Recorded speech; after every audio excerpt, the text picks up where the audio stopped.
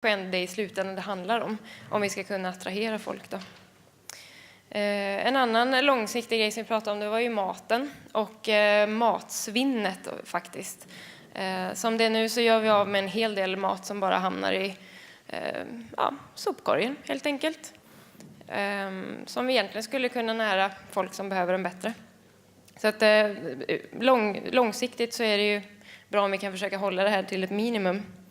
Men sen om man säger rent politiskt då, och det vi har pratat om med CAP och så där, så handlar det om nu på ganska kort sikt ändå att försöka förbättra förutsättningarna för att bedriva lantbruk och som komma in som ny lantbrukare. Så att man helt enkelt känner att det är en bransch man vågar satsa på. Det finns kanske startstöd, man får tillägg för de bristerna som finns i ens förutsättningar och miljö. Summa kardemumma, vi vill ha betalt för den insatsen som vi ger. Sen givetvis också kan man sammanfatta det som att alla vill att pengarna ska gå till den aktiva produktionen. Och det avslutar jag med. Mycket bra sammanfattning. Då lämnar vi över till Hilda som får sammanfatta sin panel lite grann. Ja, tack. Och jag kan säga att när jag fick uppdraget att leda den där panelen så tänkte jag liksom att förgröning, det blir ju riktigt kul. För hemma i norra Sverige där är ju växtföljden liksom vall och så kanske korn om man har tur ett år. Så förgröning är halvsvårt. Och sen var det innovation då som är något svårt och lite sådär just innovativt som man inte riktigt vet hur man ska förankra i praktiskt arbete på gården på något sätt. Så min aha-upplevelse efter den här panelen, det är nog egentligen att alla de vi hade på scenen, de pratade ju möjligheter. Och allt som handlar om forskning och det som redan finns nu tydligen. Nu kanske inte det ser ut exakt så i alla andra medlemsländer, så den frågan blev väl lite väl mycket Sverige kanske. Men frågan är om vi är tillräckligt bra på att utnyttja det här egentligen. För som vi hörde på Nilla så finns det väldigt mycket redan och det finns även bra system för att få reda på informationen. Och ganska snabba puckar för att få resultat lät det som också. En annan sak jag tar med mig från vår panel, det var också att, som någon döpte då till miljömannen. Han har ju precis samma vision som oss egentligen, på den långsiktiga visionen. Det tycker jag känns som något väldigt positivt. Det är ingen sån där konflikt, liksom miljö-lantbruk, utan det är faktiskt miljöarbete vi till stor del håller på med. Sen förstås så är det ju helt omöjligt att inte ta med Falköping som någon god och positiv energi när man åker hem. Och funkar det där så borde det väl funka i vilken kommun som helst, tänker jag. Så väldigt mycket möjligheter tycker jag det blev av ett ämne som från början kändes lite hjälp, hur ska det bli med det här? Och sent på eftermiddagen också. Tusen tack för det. Ni ska båda åka vidare så att vi tänkte att vi ska ta avtacka här nu. Var vi nu har det någonstans. Perfekt, Anja fixar.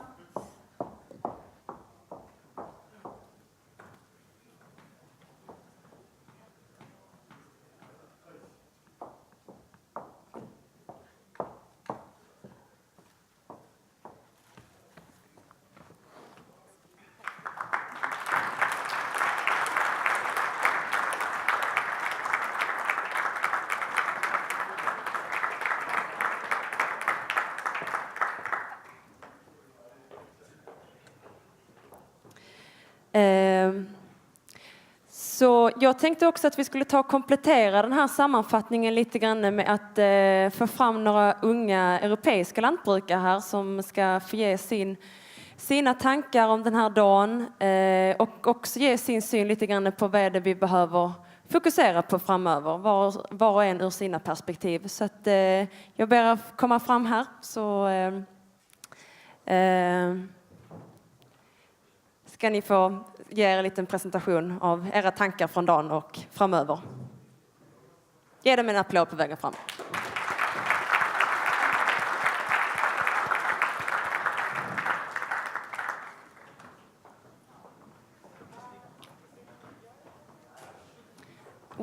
We save the best for last, okay?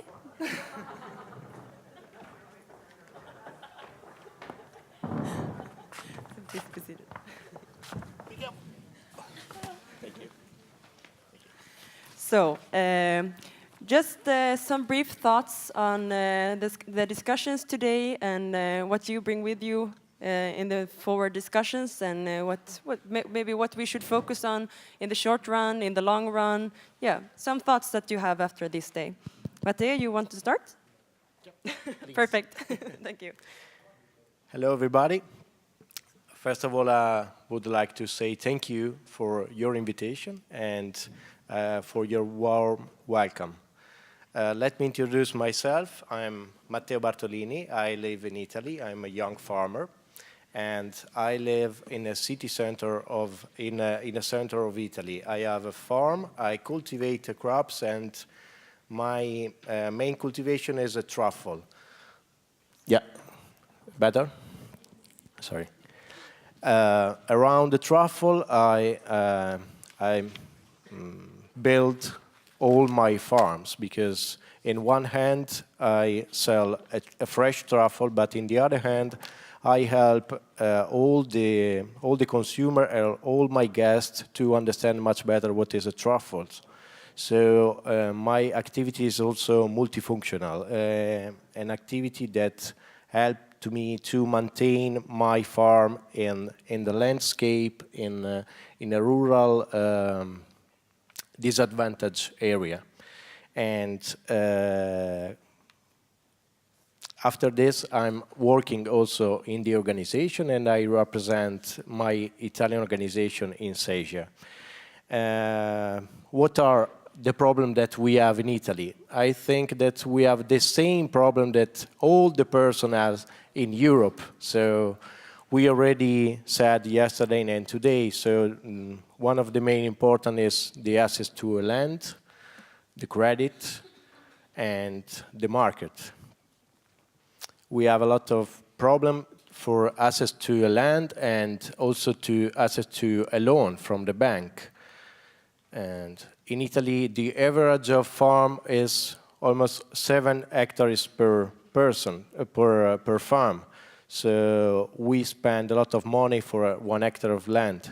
Sometimes it can arrive up to 100,000 euro for 1 hectare of land. So for me, as a young farmer, and if I want to come inside in this sector, it's very difficult to find some credit from a bank just to buy some land. So what I expect, you know, in Europe we are only 6% of young farmer, and in Italy we are only 4% of young farmer. And we try to make our proposal just for have a better future for the young farmer, but also for the agriculture, because without agriculture there are a lot of problems in Europe, I think. But we don't produce only food, we produce also public goods. So for the next CAP, what I expect is something that recognize, give to us a reward for what we do for the environment. And I've written something on my paper, just I don't want to forget. So we expect the implementation of policies and a measure just to supporting the young farmer in the market and in the environment. But we hope that in the future of new CAP we have the availability also to exchange our knowledge, our best practice, not only in Italy between the Italian farmer, but also in Europe. We expect much more research, and we expect also to have a good training, a long life learning program, just to help the young farmer to make a good business plan and to maintain always all the knowledge about the market and the marketing and what all the other stuff. And what I'm like to say is that we like to be a farmer, and we like to stay in a farm and to produce public goods, but we already did those in the past, because if you come in Italy, for example, and you see how many paint there are made from the famous Italian artists, you can see the beautiful landscape. But they didn't paint anything. They just make a picture of what we did and what we do every day. So I think that we should push and we should work much strong just to have a common solution. If we work together and if we stay together also in Asia, I think that we can try to find a solution and solve the problem that we have all in all the part of Europe. Thank you. Thank you very much, Matteo. Thank you very much. Hello, everyone. I am Rok Roblek. I'm coming from Slovenia. I'm actually a student, but my parents at home have a farm, and I'm very much daily involved in their work or our work. My farm is located in the Alpine region, and basically we are a dairy farm for the last couple hundred of years that the family tree was made. The farm is at the same location, and the second business on a farm is forestry and biomass central heating for the village, not for the whole village, just for a couple neighbor houses. Thank you very much for inviting us here. Yeah. And if someone already left the building, as it's obvious, they are not because it's boring, but because they are full of information and went back home thinking about the new ideas on their own farms. Just small highlights about Slovenia. I already mentioned that Slovenia is an Alpine country. We have actually 3 climates.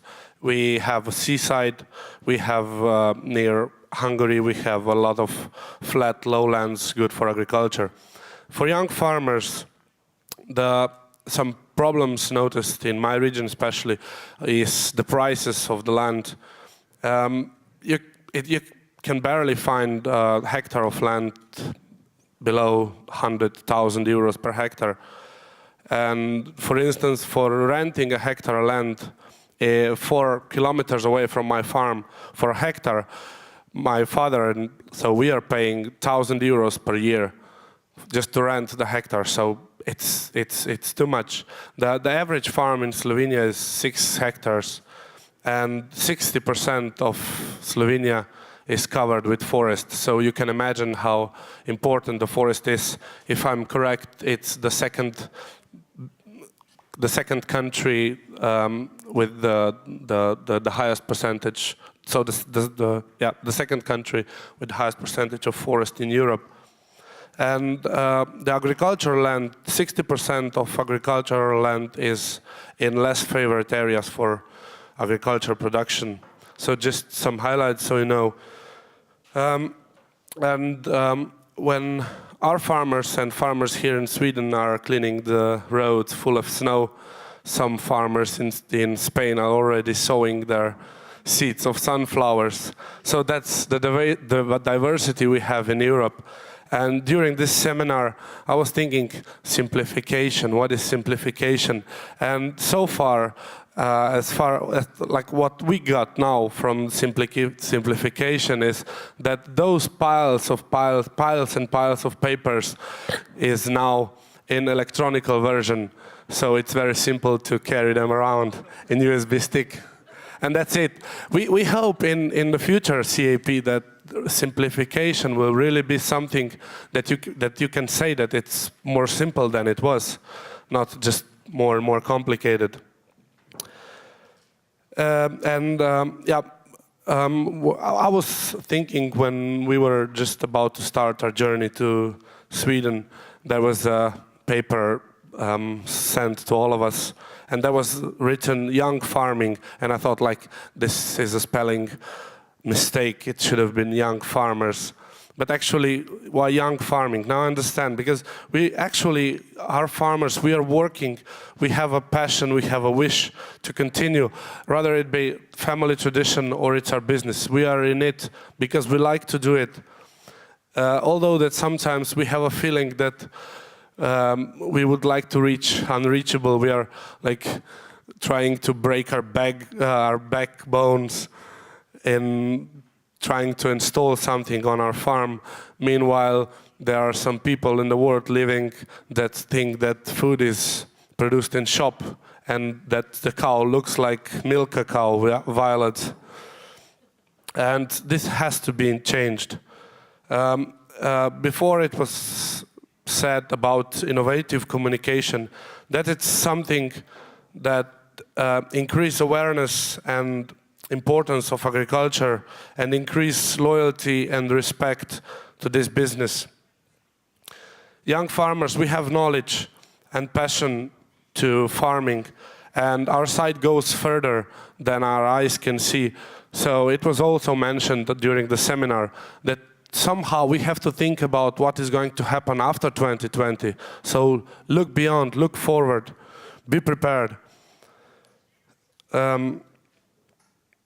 Young farmers somehow see the increasing of production within the high respect to environment and sustainability. Although that sometimes it's seen as a threat, we can accept it as a challenge. But this challenge, this added value of products somehow have to be covered. So I think some of you didn't understand what was said before, but this, what they expect from us with this environment and everything, this somehow have to be paid. This somehow have to be taken in account. We always have to grab an opportunity to speak about the farming, about agriculture, about young farmers in this sector. Even this seminar is something about that. We have medias, we have everything. If everyone tweets something on Twitter or posts a picture on Facebook, that is something that young farmers, we are in the move. We are about to change something. If someone will listen to us, of course. We hope so. My thoughts were also like, agriculture is alpha and omega, it's beginning of the end of everything. Therefore, it's very important to inform the policymakers and consumers. They have to be informed about our moves, about our position, about the meaning of agriculture. And to come to an end, I would like to highlight the thought, actually it's Christina's thought, but young farmers shouldn't be the margin, but we are the core of all solution in agriculture. So that's from my part. Thank you very much. I love your positive way of thinking of simplification. John, please. Hello, everybody. My name is John Joyce, and I'm here with two of my colleagues, Derry and Kieran, representing Macrona Firma from Ireland. I'm a full-time beef and sheep farmer in the central of the Republic of Ireland, so I know exactly what it's like to be a full-time farmer. We thank the Swedish young farmers for inviting us here, and we found it a very enjoyable and positive conference, and we actually look forward to the farm walks tomorrow, so hopefully they'll be just as enjoyable. Interesting points on today. We enjoyed the part of the CAP talks, which was called Past, Present and Future. And again, we enjoyed the discussions between the Luxembourg family farm and the Swedish family farm. And again, it monitors something like what's happening in Ireland, and we're interested back home in getting the two generations to work together and find the family successor to the family farm and talk about it and get the two generations up and working together. Another point we were interested in was the video from Commissioner Childless, and we were interested to hear, we've spoke to him as an organisation, and we were interesting to hear that he said he was putting young farmers at the top of the CAP talks. Now we know he's actually doing this, and again with the maybe 2% top up in Pillar 1, but we hope he can put it in his talk in action, and we'll hopefully see that in the next year. Some interesting comments today was one lady spoke on her sentence was where two worlds meet, and she was referring to the farmer producing the food and the consumer eating the food. And again, it's both have got to do with food, but her comment, they're being worlds apart. People need to be educated how the food is produced, and we need to know, what the market requires for food as well. And again, that there was 4% of young farmers in Sweden, a very low figure, something similar to the Italians. We've 7% in Ireland, and again, it needs to be worked on. And maybe young people can do as much as old people. We need to market that farming is out there. It's an enjoyable career, and it's worthwhile and fulfilling career for certain type of people. Looking forward to 2020, our vision. We would hope that Europe would push on with food production. Everybody's talking about that there's 9 billion people to be fed in 10, 15 years' time, whenever it happens. And we would hope that Europe would feed the people of Europe and push on with food production and not rely on cheap imports if we have to. We're all good food producers, no matter what country we're from, and we should sell our food with confidence and again, not rely on these cheaper imports that we're not sure of the quality of the way the land or the product or the animal was farmed. Again, we'd like to see younger people more recognised in the industry, whether it be as a stakeholder or as a producer, just that the young person is seen as there as a person working in this industry and is recognised in it. And we would like to see more older farmers. We all spoke today about how many older farmers are still in the industry, and we would like that older farmers would recognise that there's young people there to take on the job, and they would vacate their position as the older farmer. These were probably pioneer farmers of the day, like us, spoke around tables and had new ideas. We would like that they'd recognise that there's younger people coming on board, and they would hopefully retire maybe. And our last point on what we would like to see the farmers, we would like to see young farmers in particular taking on the environmental debate and taking it on board that we are the custodians of the land, and we've been farming this land for thousands of years, and it hasn't disappeared, and we're well capable of farming it in environmental restrictions, and that we too want the land to stay there, and we like to see the birds flying around and all the wildlife as well.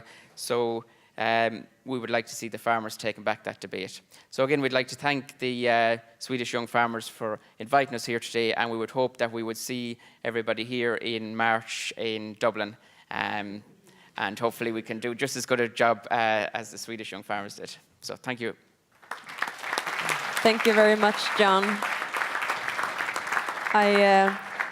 I guess I'm a bit impolite because usually we take ladies first, but today we take ladies last. Please, Inge, go ahead. Thank you very much. I'm Inge van Schie. I'm from the Netherlands, and I'm one of the board members of the Dutch National Board. I have a background in dairy farming. I grew at a dairy farm in the center of the Netherlands. And now my husband has a dairy farm with his parents as well. So we hope to take over the farm soon. And that is why this conference is so interesting. Because we face it all over Europe, all the same problems as we stepped on here. Like the difference between the consumers and the citizens. The citizens likes a lot, but when they start to be a consumer, they behave maybe different. And otherwise, it is good that we point a lot of things on the possibility for young farmers here. As well in the first as in the second pillar, the CAP has some nice opportunities for young farmers, and it is good that we listen today to point at it and even ask the Minister for Sweden if he can be positive about it. I found it very nice. As well as the speech of Charles, who said that young farmers are indeed very important to get the renewal of generation and to keep farming alive, or to keep farming. And the last thing, I like to compliment the organization of this conference for the very nice conference. We had a lot of speakers with different backgrounds, and I enjoyed it very much. Thank you.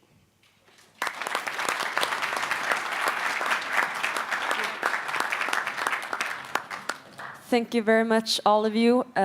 One thing that's always striking when meeting Seja, and that is the same today, is that even though we are very different in our countries, we have very similar things to work with. We have a lot of similarities.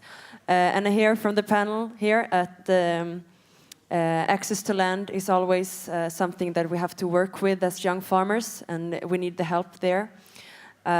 So we need them, the politicians, to really take action for generational renewal within the next period.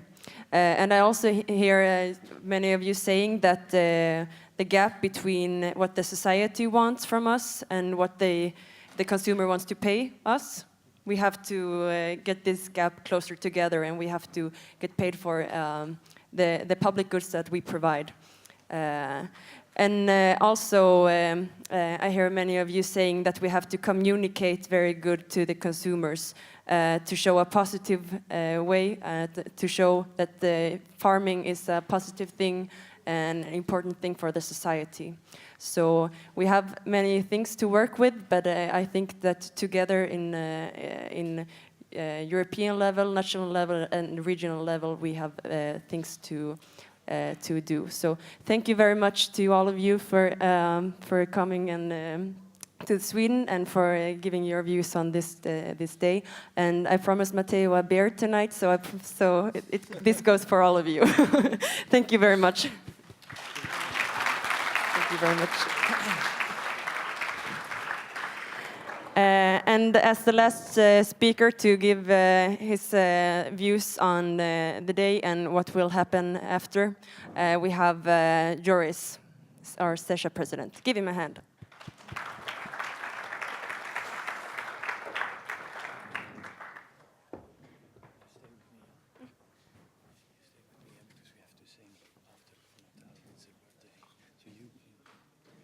Okay. I was asked to go into a little bit of detail. It's on the end of the meeting, so I will keep it very short, but to define a bit more what is the Seja position and what we are fighting for also on your behalf in the CAP reform. But first, for your understanding back home, I'm also farming, arable farming, conventional, yes, but at the same time I am implementing a pilot scheme which is focused completely on sustainable farming, lowering inputs, improving the soil quality and lowering emissions. So, I mean, it's conventional, but I try to push the criteria up higher than law. You will need to keep this in mind when I talk about greening later on.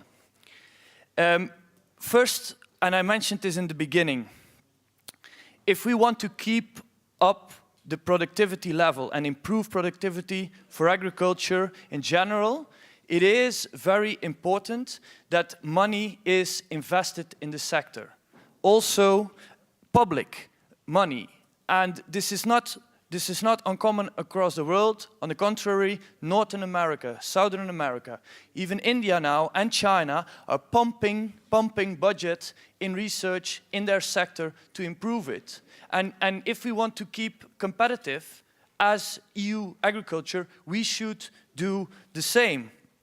Well, and this is important when we talk about the agriculture budget of the European Union. Many people see this large budget as an opportunity to take some and use it for other benefits. Now, the other benefits are not a problem, but it would be necessary to allocate additional budget for priorities such as innovation, such as research, maybe to do even research to fly to the moon or to Mars. All very well, but let not agriculture budget be the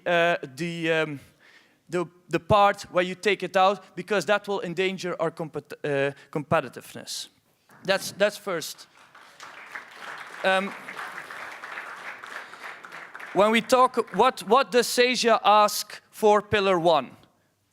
we want to move away from the historical reference, so not what we did in 2000 to 2002. This is old, this is history. We should focus on active farming, and we should focus more on the actual state of the agriculture. So that's what we want. But the first pillar, and I know this is there is a different opinion across the EU, but the discussion of the next months is about how will we change the agriculture policy. But it's not about visions anymore, it's really about details. How are we going to do it? So I agree that we soon have to start the vision, what should be done after 2020.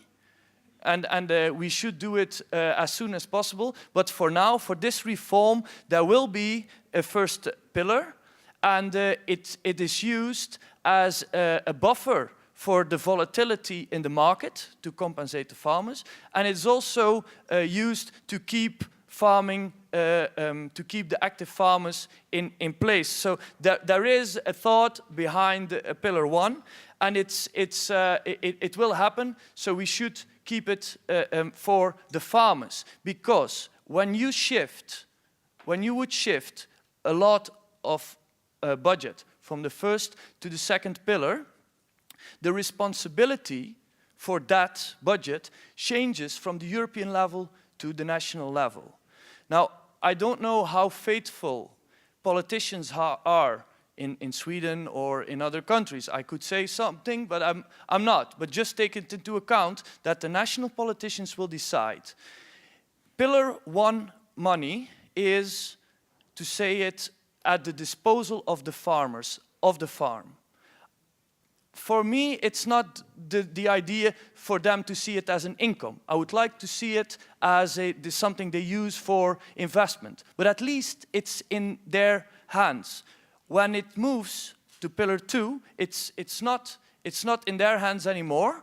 So they can also not use it exactly for the things they want. It is in the hands of the politicians. If there are elections, change of parties, something happens, and they decide to move it, to use it for other ways than rural development, but not necessarily for the farmers, it's lost and it's not coming back, and the farmers can also not use it for investments in their farms. So that is the risk of shifting. If the politicians are completely trustworthy, maybe you can make an agreement. If not, think about it. And there was a lot of discussion about a distortion of competition. Now, if in one country farmers can use it at their disposal for their farms, and in other member states they cannot anymore, there is indeed a distortion of competition and not the same level playing field. In the case when it's available for the farmers, they can use it.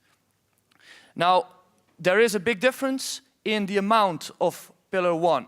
So even though that there is not a concrete position on this in SEJA, it is logical that there will be more of a equality in terms of this distribution of this budget amongst the member states. But many things should be taken into account when you redistribute.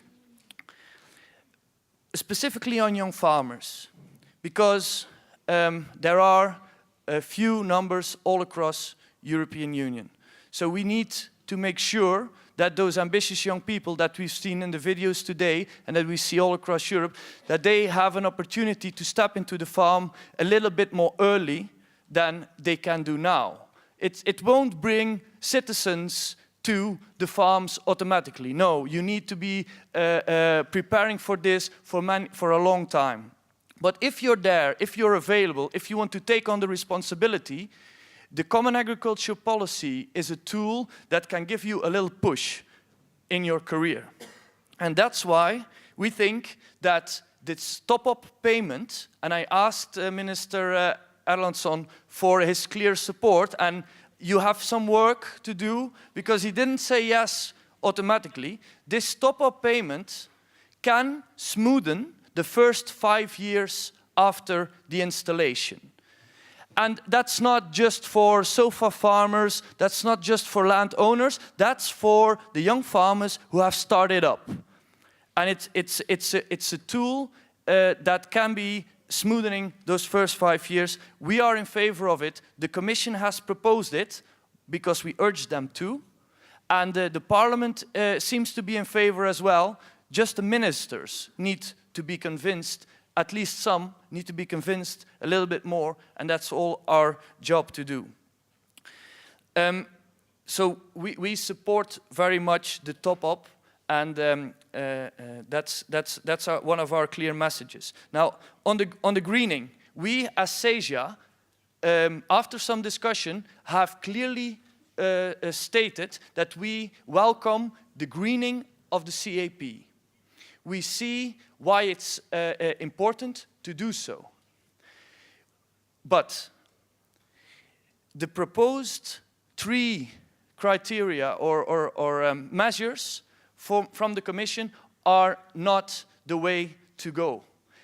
The problem is with these 3 criteria, it is focusing only on biodiversity, while we as SEJA feel that greening should be about making the sector more sustainable. If you can make sure that farmers do something on their entire farm to improve sustainability, to the soil, the water, lower emissions, and make sure that long-term production is secured for generations, then the focus should be on sustainability. Biodiversity is a part of sustainability, but the 3 measures that the Commission has proposed is only focusing on biodiversity. What we have asked for is an additional opportunity to show that you are in line with greening. And this is called equivalence, and equivalence can be shown by implementing on your farm certified schemes. Now we saw on the clips, the film clips from the farmers, that, and also here on the stage, Linnea, who presented what they do. Now these ambitious environmental measures could easily fit under a certified scheme, which would mean, and I think that everybody in the room here agrees, which would mean that those farmers, those examples, the milk, the carbon, the climate friendly milk, or what's it called, that those schemes, they are sustainable. So you are greening. And no further requirements, you are green. And that's why we like that, and we support very strongly that the European Parliament has added this idea of the equivalence. So not the 3 only biodiversity measures, but also another option, certified scheme and equivalent to this greening. But again, there is something to take into account, because on the national level, the certified schemes should be acknowledged. So the Agriculture Ministry should indeed say, yes, you farmers with your higher standards, you are indeed green, and we accept this certified scheme. So again, on the national level, there is some work to do. And that's another message that I want to send as a European organization. Brussels is not making your life difficult completely. Brussels and the EU sets the frame. And within this frame, there is room for maneuver. Some try to do the minimum, some try to do the maximum, but a great deal of distortion of competition is not because of the frame that Brussels sets, but how you put the dot in this frame. So this is also, unfortunately, a lot of criticism goes to Brussels when it's about distortion of competition, while in fact, sometimes we should look a little closer at home. On the pillar 2, there is already a measure for young farmers, which is also used in Sweden, the installation aid. But in 2008, the ceiling was increased to 70,000 euros per installation. Unfortunately, not many member states actually use up to this amount. So now there's a sub-program in the rural development. This is new. This is an improvement. And this makes sure that member states are encouraged to use the 70,000. Not just giving a present to the farmers, of course, but installation aid, investment support, loans, advisory services. So many things that I heard being requested here today can come. But also, again, we should all push our ministers to use the 70,000 in total. It's there in Brussels, according to the proposals. It's waiting for us. Now, to underline these demands that we adopted with all European organizations, we set a campaign. And Christina was so friendly to mention it already in her opening. I want to mention it again in the closure. It's called Future Food Farmers. Well, that says it all, I think. And it's to make everybody who's going to Brussels to negotiate aware that now is the time if you want to do something for renewal of generations. So if you want to support it, go to the website futurefoodfarmers.eu. There's a card on your table, and you will see very nice clips of all that are involved in European policy discussions and that say it's important. From consumer to food industry, politicians, financial institutions, all say now is the time we should act. And I think your seminar is also a part of the signal that we send out to policy makers. So this was, try to summarize it as quickly as possible, our position for this reform. And we need also you as representatives of young farmers to meet with your local politicians, to meet with your national politicians, and to send out those signals that actions should be taken now for this reform. And then after that we managed and we got strong measures, then we will start discussing the next reform, because that's also our future. So thank you very much. Before I go from this stage, I have a service announcement, because I think there's somewhere in the, yes, there she is in the back. Natalia, can you stand up? Can you stand up, please? Because what you don't know, this is Natalia Skupska. She is one of our important team members in Seja office, and it is today her birthday. Now,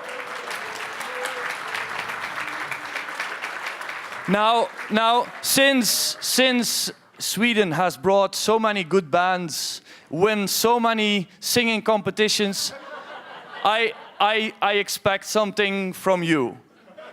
And because I cannot sing at all, I'm happy Christina, who can, is here with me. So please, let's Skövde hear the loudest happy birthday song they ever had.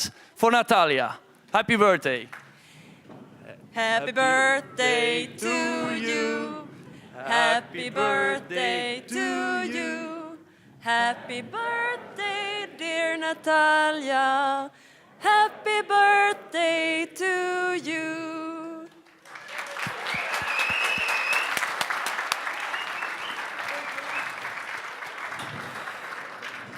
And since we are going to have a gala dinner tonight with a lot of singing, I think that was the perfect end of this day. So, finally, I would like to, the other moderators today, I would like to welcome you to the stage to thank you for the work you have done today. Give them a hand.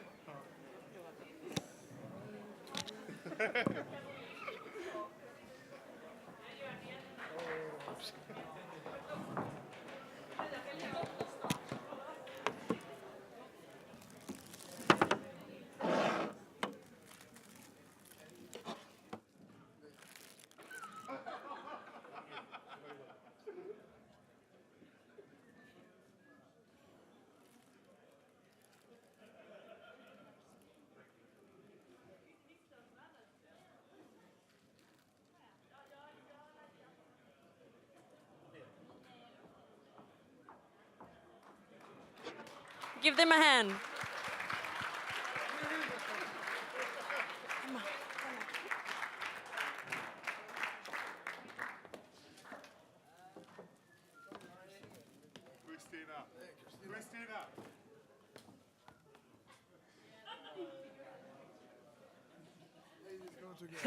So, from LRF Youth, we would really like to thank everybody who has been involved in making this happen. It's been really been a dream for us to have a session seminar in Sweden, and the last time was 18 years ago here in Skövde, and we want to give a warm welcome, or warm thank to Leif Walterum, who was then the president of LRF Youth, who is now the strong man in Skövde. Yes. But thank you very much for all your help with making this happen, and thank you. Thank you all the sponsors for all the work you've done and the money you put into this. And of course, I want to thank Anja, who has done, your job isn't over, but you have done an amazing job with making this happen, and we are truly grateful for the things you've done. So thank you very much.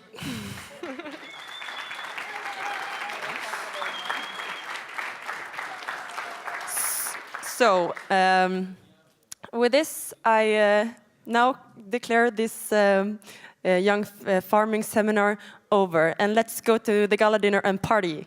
Yay!